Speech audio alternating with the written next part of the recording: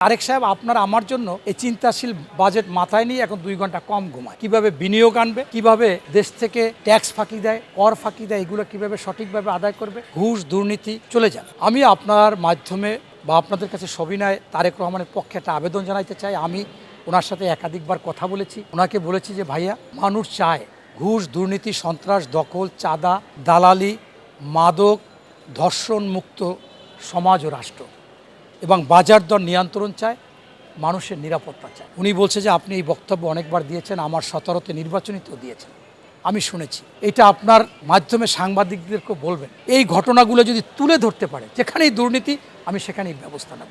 এইভাবেই সবচেয়ে বিবেকবান সাংবাদিকদেরকে তুলে ধরতে হবে কোনখানে অপরাধ অন্যায় সন্ত্রাস দখল ঘুষ দুর্নীতি। আপনারা কিন্তু প্রমাণও পেয়েছেন, রামিসা তুলে ধরেছেন, উনি গিয়েছে, দ্রুত বিচার হয়েছে, আপিলও দ্রুত বিচার হবে। ফর্মালিটিস আছে, মানুষ সমালোচনা করতেই পারে।